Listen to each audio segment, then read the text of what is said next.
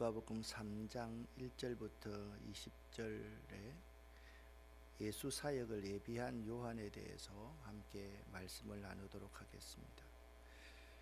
누가복음 3장은 예수님의 어린 시절의 사건과 세례 받으신 사건 사이에 세례자 요한에 관한 기사를 다루고 있습니다. 좀 더 구체적으로 3장은요, 당시의 시대 상황과 세례 요한의 역할과 사역을 소개함으로 시작합니다.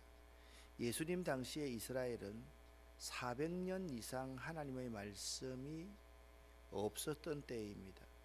그 캄캄한 영적 암흑을 뚫고 하나님의 말씀이 세례 요한에게 임했던 것입니다. 하나님의 말씀이 임한 세례 요한은 회개의 세례를 전하며 주의 길을 예비하였습니다. 즉 요한의 사명은요, 골짜기를 메우고 산들을 낫게 하고 굽은 것을 곧게 하고 험한 곳을 평탄하게 하는 것이었습니다. 그것은요, 유대인들이 가지고 있는 잘못된 선민사상을 깨뜨리고 그들을 예수 앞으로 나오도록 준비시키는 일이었습니다. 그들은 자신들이 유대인으로 태어남 자체가 이미 하나님의 백성된 표라고 생각했습니다.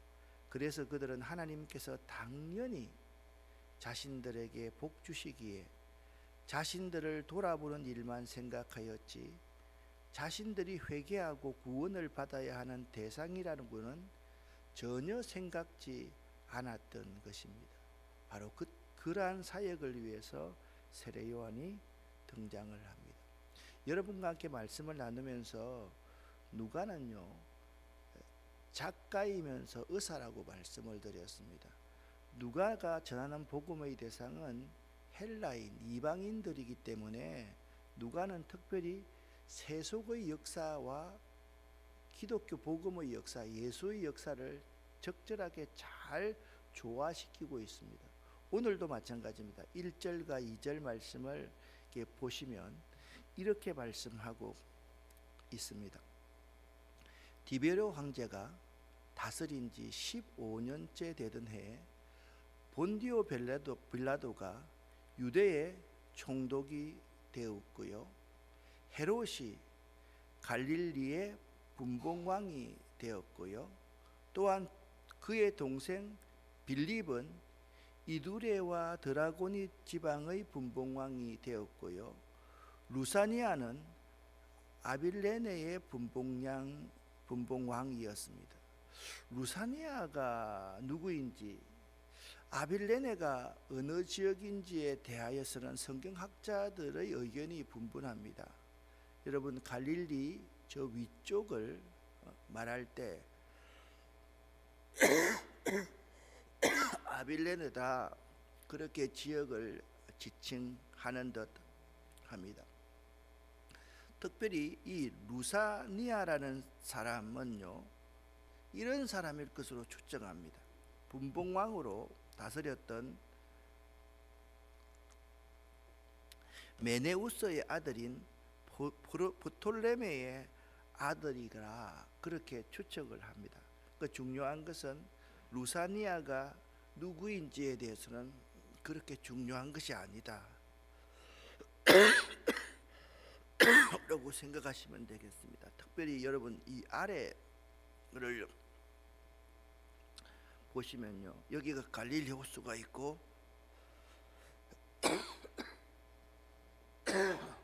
왜 이렇지? 제가 위에서는 기침을 안 하거든요. 이 자리에 올라오면 이렇게 자꾸 기침이 납니다.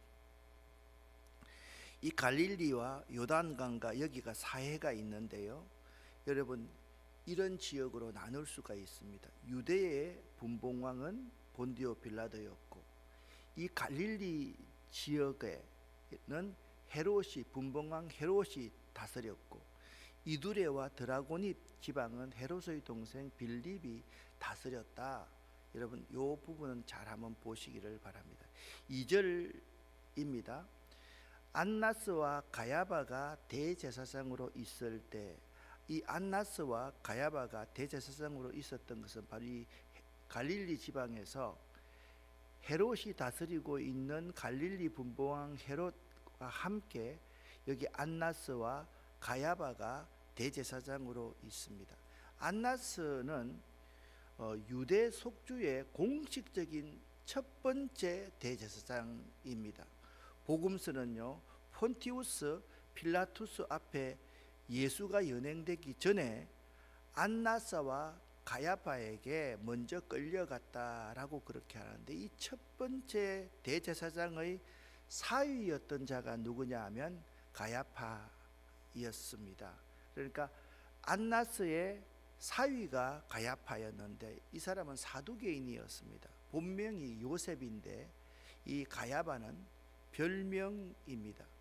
가룟 유다를 제외하고 가장 악역을 맡은 인물이 누구냐 하면 가야바라는 대제사장이었다. 자, 그럼 1절부터 2절까지에 보면 이제 분봉왕들 다 이야기하고 있고, 안나스와 가야바가 누구인지에 대해서 여러분과 함께 말씀을 나누었습니다.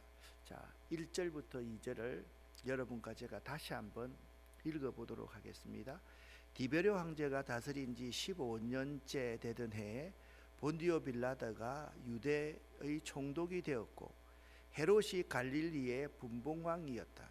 또한 헤롯의 동생 빌립은 이두레와 드라고닛 지방의 분봉왕이었고, 루살리아는 아빌레네의 분봉왕이었다. 안나스와 가야바가 대제사장으로 있을 때에 하나님의 말씀이 광야에 있는 샤가라의 아들 요한에게 내렸습니다. 아멘. 성경을 읽다가 보면 이 인물들에 대한 정의들을 분명히 하고 성경을 읽으면 참 이해하기가 쉽습니다. 그는 요단 강가의 모든 지역으로 다니면서 죄를 용서받게 하려고 회개의 세례를 전파하였습니다. 이것은 예언자 이사야의 책에 기록된 대로입니다. 광야에서 외치는 사람의 소리가 있다. 주님의 길을 예비하여라. 그분의 길을 곧게 하여라. 모든 골짜기가 메워질 것이요 모든 산과 언덕이 낮아질 것이다. 굽은 길은 곧게 펴질 것이요 험한 길은 평탄해질 것이다. 그리고 모든 사람들이 하나님의 구원을 볼 것이다 라고 말씀하고 있습니다. 2장의 내용과 3장의 내용 사이에는요, 약 30년간의 차이가 있습니다. 예수가 탄생할 때 로마의 황제는 가이사 아구스토였는데요, 이때는 유대는 헤롯 대왕이 다스리고 있었습니다. 좀 어렵지만 이해를 하시기를 바랍니다. 그러나 지금은 세례 요한이 회개의 세례를 베풀었던 시기로, 예수가 탄생할 때하고 세례 요한이 같은 시기에 태어났던 세례 요한이 장성하여서 회개의 세례를 외칠 때, 이 당시의 황제는 가이사 아구스토에서 디베르 가이사로 바뀐 시대입니다. 30년간입니다. 유대 지방은 로마에서 직접 임명한 본디오 빌라도가 총독으로 와 있었습니다. 예루살렘에는 안나스와 가야바가 대제사장으로 계속 있었는데, 가야바는 안나스의 사위로서 안나스의 뒤를 이어 오랜 기간 동안 로마에 빌붙어서 대제사장을 하는 사람이 가야파였습니다. 결국 이 당시의 통치자인 디베르 가이사, 로마의 황제지요, 총독 본디오 빌라도, 그리고 안나스와 가야바 대제사장 등은 나중에 예수를 십자가에 죽게 하는 역사적 장본인들로서 성경에 악인으로 언급되어져 있는 사람입니다.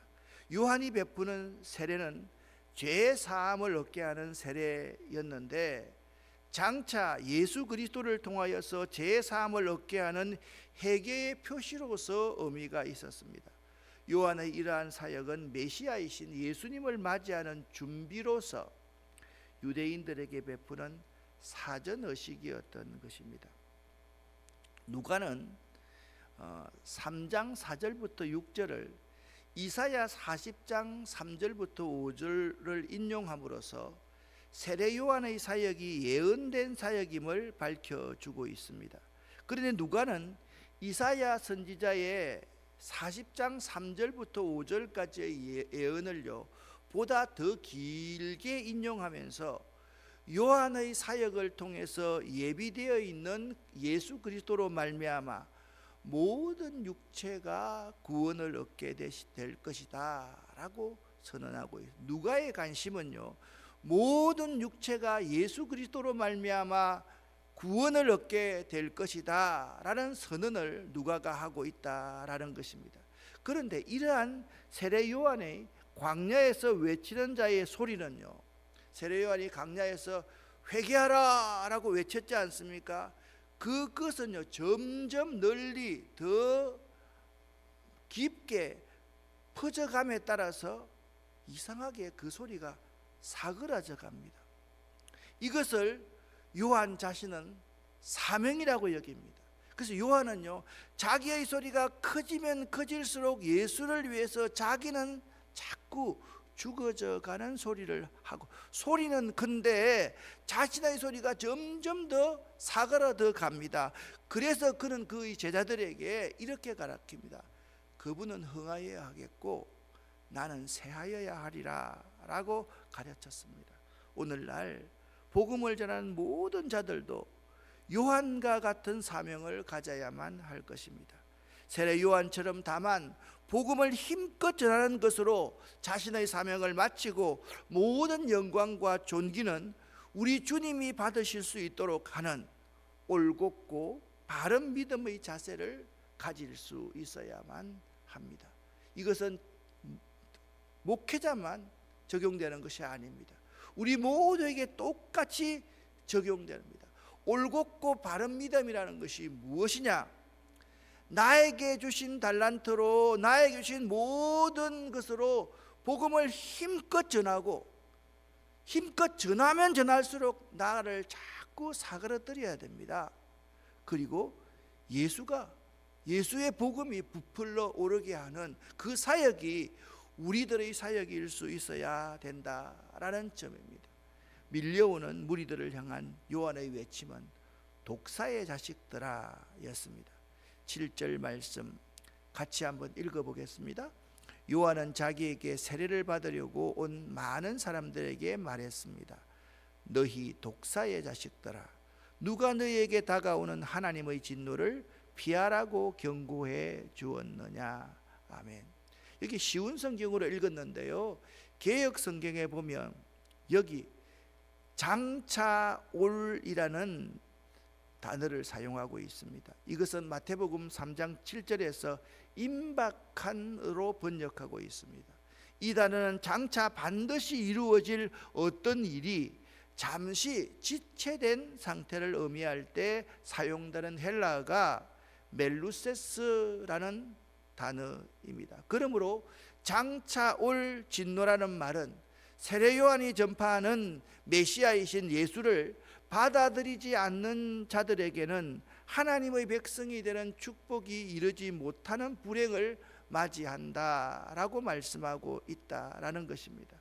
복음은요, 그것을 받아들이는 자에게는 구원의 축복이지만 거부하는 자에게는 심판으로 나타나는 법이기 때문입니다. 8절과 9절을 그리고 10절까지를 여러분과 제가 함께 읽겠습니다. 그러므로 너희는 회개에 알맞는 열매를 맺어라. 너희는 속으로 아브라함이 우리의 아버지다라고 말하지 마라. 내가 말한다. 하나님은 이 돌로도 아브라함의 자녀를 만드실 수 있다. 도끼가 이미 나무 뿌리에 놓여 있다. 그러므로 좋은 열매를 맺지 못하는 모든 나무는 잘려서 불 속에 던져질 것이다. 사람들이 요한에게 물었습니다. 그러면 우리가 어떻게 해야 합니까? 사람들이 독사의 자식들아 그러면서 이미 도끼가 이 나무 뿌리에 놓여 있다. 장차 올 심판을 너희가 피하지 못할 것이다 라고 하니까, 그러면 우리가 어떻게 해야 됩니까? 이 질문에 대해서 요한은 이렇게 대답하고 있습니다. 10절부터 14절까지의 말씀을 함께 읽겠습니다. 사람들이 요한에게 물었습니다. 그러면 우리가 어떻게 해야 합니까? 요한이 그들에게 대답했습니다. 옷이 두 벌 있는 사람은 하나도 없는 사람에게 나누어 주고, 양식이 있는 사람도 이와 같이 하여라. 세리들도 세례를 받으러 왔습니다. 그들도 요한에게 물었습니다. 선생님, 우리는 어떻게 해야 합니까? 요한이 그들에게 말했습니다. 세금을 거두도록 지시받은 액수 이상으로 거두지 마라. 군인들도 요한에게 물었습니다. 우리는 어떻게 해야 합니까? 요한이 그들에게 말했습니다. 사람들로부터 강제로 돈을 뺏지 마라. 거짓으로 고발하지 마라. 그리고 임금으로 받는 돈을 만족하게 여기라. 아멘. 자, 여기 보면 사람들도 요한에게 묻고 있고, 세리들도 요한에게 묻고 있고, 군인들도 요한에게 묻고 있습니다. 그 공통된 점이 뭡니까? 우리가 어떻게 하여야 하겠습니까? 라는 말입니다. 그리고 바리새인들을 포함한 모든 사람들에게는 나누어 주라, 그렇게 말씀을 하고 있습니다. 세리들을 향해서는 규정된 세금 외에는 거두지 말아라. 군인들에게는요, 사람들 압제하지 마라. 사람들의 자유를 너희들이 탈취하지 말아라. 그렇게 말했습니다. 이 세례 요한의 이러한 가르침은요, 단지 세례를 받는 일이 중요한 것이 아니라 불의한 삶을 버리고 새로운 하나님 나라의 삶으로 돌아서서 의를 행하며 이웃에게 악을 행하지 아니하며 오히려 적극적으로 사랑을 실천하는 자가 되어서 회개에 합당한 열매를 맺는 것이 회개의 세례를 받는 근본 목적임을 가르쳐 준 것입니다. 세례 요한은 예수님을 이렇게 소개하고 있습니다. 15절부터 17절입니다. 백성들은 그리스도를 기다리고 있었기에 혹시 요한이 그리스도일지도 모른다는 생각을 마음속으로 하였습니다. 요한이 모든 사람들에게 대답하였습니다. 나는 물로 세례를 주지만 나보다 더 능력이 있으신 분이 오실 것이다. 나는 그의 신발끈을 풀기에도 부족하다. 그는 너희에게 성령과 불로 세례를 주실 것이다. 타작마당을 깨끗게 하고 알곡을 곳간에 저장하기 위해 그분은 손에 키를 드셨다. 죽정이는 꺼지지 않는 불에 태워버릴 것이다. 아멘. 요한은요, 예수님과 자신을 비교하게 하면서 이렇게 말합니다. 자신은 물로 세례를 베풀지만 그리스도는 성령과 불로 세례를 주실 것이다 라고 말씀하고 있습니다. 그리스도는 자신보다 능력이 많으신 분이시므로 자신은 그분의 신발끈 풀기도 감당치 못하는 자임을 고백하고 있습니다. 그 시대에는요, 발을 씻어주는 사람, 신발의 끈을 풀어주는 사람은 종 가운데 가장 낮은 종이었습니다. 자신의 사역은, 자신의 사명은 그분을 철저하게 예비하는 것이다. 말씀드렸듯이 나는 힘껏 전하면 전할수록 사그러들어야 되고, 내가 힘껏 전함으로 말미암아서 그분이 드러나게 하는 삶이 세례 요한 자신의 삶이다 라고 말씀하고 있습니다. 그리고 그리스도는 손에 키질을 하는 사람이다 라고 말씀하고 있습니다. 키가 어떤 것인가는 여러분 집에 가시면서 카페에 들어가시면 저쪽 들어가자마자 그 보면 키질하는 거 있지 않습니까? 있습니다. 그래서 죽정이는 불에 태우실 것이다 라고 말씀하고 있습니다. 요한은 자신을 메시아로 은연중에 생각하는 자들과 모든 백성들에게 구약에 예언된 메시아는 자신이 아니다, 이 예수님이시다 를 분명히 밝히고 있고, 예수 그리스도만이 인류를 죄에서 구원할 구세주이심을 공식적으로 드러내어서 백성들이 나에게로 나오는 것이 아니라 그리스도에게 나아갈 수 있도록 유도하고 있습니다. 이것이 요한의 장점입니다. 정말 우리들 한 사람 한 사람의 삶이요, 평소에 이래야만 합니다. 항상 다른 사람을 배려하고 다른 사람을 우선하고 다른 사람을 내세우고 내가 죽어지고 내가 사그러들 때 그분이 빛나게 하고 그분을 드러나게 하는 것, 이것이 우리들의 삶일 수 있어야 됩니다. 그러면 여러분이 이렇게 생각할 수 있을 것입니다. 내가 사그러들고 목사님이 드러나게 해야지. 아닙니다, 여러분. 우리 인간 중에서는 드러날 사람이 아무도 없습니다. 이 교회에서 드러나야 될 분은 오직 저는 여러분들이 더욱더 드러나게 해야 되고, 우리 모두는 그리스도가 드러나게 하는 사역, 그 삶을 살지 않으면 안 되는 것입니다. 많은 경우에 한 사람을 드러내려고 하는 경우가 참 많습니다. 조금이라도 맞다? 아닙니다. 완전히 틀렸습니다. 우리 모두는 그리스도만 드러내는 삶을 살 수 있어야만 합니다. 세례 요한이 헤롯을 이렇게 책망합니다. 같이 한번 읽어보겠습니다. 요한은 이 외에도 많은 권면을 하면서 백성들에게 복음을 전파하였습니다. 헤롯 분봉왕은 헤로디아의 일과 그 외에도 그가 저지른 여러 가지 악한 일 때문에 요한에게 책망을 받았습니다. 거기에다가 헤롯은 한 가지 더 악을 더 저질렀습니다. 그것은 요한을 감옥에 가둔 것입니다. 자, 이 헤로디아의 악행, 그의 딸 살로메의 악행, 분봉왕 헤롯의 악행을 누가는요 상세하게 기록할 필요가 없었습니다. 왜냐하면 이방인들이, 헬라인들이 이런 사실을 아는 것 그렇게 중요하지 않지 않습니까? 우리가 복음을 기독교에서 전하는데 한국의 상황을 막 말하는 게 그렇게 중요하지 않지 않습니까? 그렇기 때문에 이런 것은 간략하게 요약해서 정리하고 있다라고 생각하시면 됩니다. 헤롯의 가계도입니다.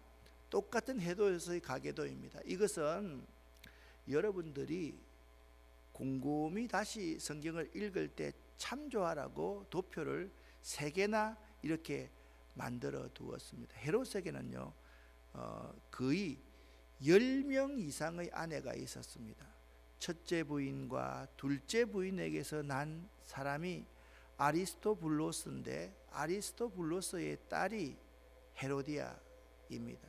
이 헤로디아는 영웅의 딸이라는 의미를 가졌는데요, 그는요 그 헤롯 아그리파 1세, 여기 보면 여러분 헤롯 아그리파 1세와 서로 한 형제입니다.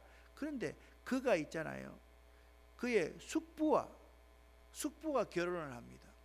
숙부와 결혼을 하는데, 이게 여러분 이걸 보면서 여러분 이런 생각을 하면 안 됩니다. 아이고 진짜 어떻게 숙부랑 결혼하나. 옛날의 왕가는요 다 건친혼을 하게 되어 있었습니다. 나쁜 거지만 건친혼을 하게 되어 있었다라는 점을 여러분이 이해를 하면서 여러분 보시기를 바랍니다. 그리고 헤로디아의 딸 살로메는요 또 이 클레오파트라의 아들 빌립 II 결혼을 하게, 할아버지와 결혼을 하게 된다라는 것을 여러분 알아야만 됩니다. 여기서 분봉왕 헤롯은요 헤롯 1세 헤롯 대왕의 아들로서 헤롯 대왕이 죽은 후에 갈릴리와 베레아 지방을 다스리던 헤롯 안티파를 의미합니다. 헤롯 안티파는요 이복 동생인 헤롯 빌립의 아내 헤로디아를 탐내어서 강제로 그녀를 빼앗아서 자신의 또 다른 아내로 삼았습니다. 그러니까 헤로디아는 악녀로 기록됨이 마땅합니다. 이러한 불의한 사실에 대해서 세례 요한은요 헤롯 안티파를 책망하고 하나님 앞에 옳지 못한 일이라고 경고하였는데, 이에 헤롯 안티파는 요한을 미워하여서 죽이고 싶었지만 사람들이 무서워서 죽이지 못하고 있을 때쯤입니다.